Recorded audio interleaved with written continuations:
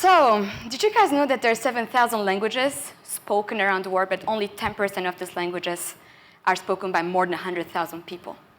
But there's one language that is understood and accepted by everyone, that is music. With music, you can communicate across cultural and linguistic boundaries in ways you cannot communicate with other languages like Spanish, French. Let's take foreign music. When you listen to foreign music, you might not understand the lyrics, but we all share the same emotions when we listen to the similar chords and similar melodies. Let me tell you why I'm super interested with music, and that's my passion, and that's the only language I speak very fluently. So I was born in Istanbul, Turkey, to Greek and Bulgarian parents, which basically means I got my face painted twice by both sides of the family. You have to be Greek to understand that. If you're not, don't worry, nobody's perfect. So, and then my parents sent me to a French school for 15 years, and this school was not even associated to the French, to the Turkish Ministry of Education. Well, take the entire context. Now, living in Istanbul, Turkey, going to a French school for 15 years, while trying to keep my Greek and Bulgarian family super happy. So that took the entire strangeness, Frenchland thing to a whole new level. Needless to say, I need a refuge from this. Something to make my own. And that was music. Music became my refuge, especially piano. And music does that. It's a universal language that brings people together and is accessible to everyone, no matter where you're from. With higher pitches, fluctuations, and melodies, faster tempo, you will convey happiness. When the opposite, you will convey sadness. Then I moved to the United States for college. My uncle, Vasco Rizov, convinced me to be a Trojan like him. Fight on, guys. And then I got to discover another language, engineering. The same complexities that attracted me to Rachmaninoff concertos attracted me to flowcharts, diagrams, physics, math. I felt like that offered a clearer perspective outside politics, diplomacy, maybe economics, finance. And I was very fortunate enough to have met my professor, Dr. Najmet Meshkari. In his class of human factors and ergonomics, he challenged us to solve a real-world wicked problem, as he called it, using all the engineering principles.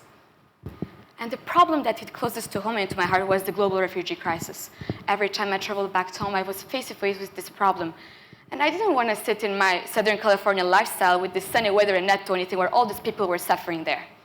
That was my duty. I needed to do something. I needed to use my engineering background. If I felt homeless, growing up home because of my diverse background, I didn't even know where I belonged. I couldn't imagine how these refugees felt. So I wanted to create a refugee camp, this ideal design for them, using my engineering perspective, my engineering approach. That's how it started. I embarked on this project. I had 2 more people in my team, Daniel Drahora and Imiruche. Thank you guys again from here. And let's start to how engineering works. The very first rule of engineering is understanding problem. Tackle the problem into individual pieces, understanding it. Similar to music, though, because you need to understand how each note works with each other. There's so many musical elements, notes, chords, intervals, but they don't mean anything by themselves. They need a whole structure. They need organizations.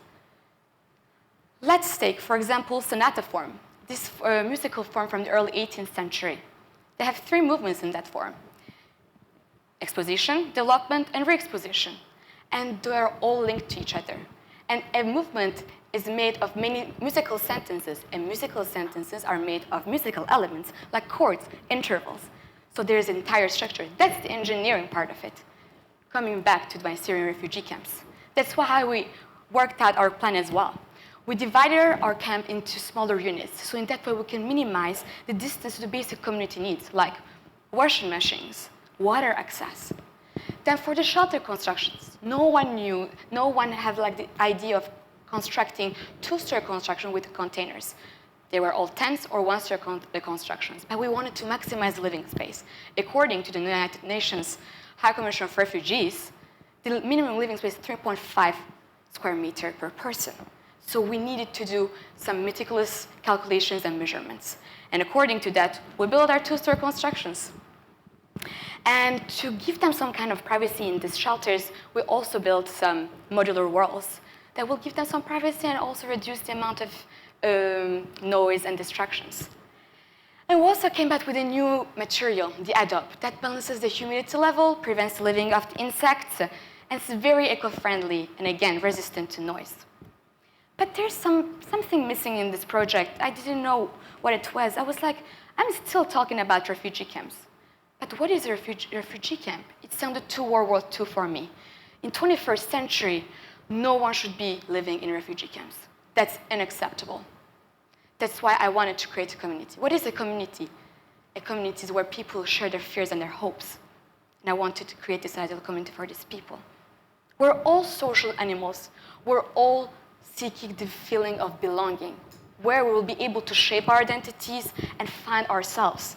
That's why our design is not only adopting a gym perspective, but also an ethical perspective. Ethics plays a huge role in our project. That's why we allowed them some space in front of their shelters where they will be able to sip their coffees and chat with their neighbors the way they used to do back home at a coffee shop around the corner. That's why we allowed them to practice their religion by constructing mosques, considering that the majority of the population is Muslim, or religious centers for other minorities like Yazidis and Christians. Ethics is the musical line, it's the melody line of our piece. You might have the technique, you might play the piece, but if you don't put the emotions, where is music? Where is the beauty? Today, I presented to you 3 universal languages. 1, engineering, 1, ethics. But for me, the most important language, the most universal language for me is music.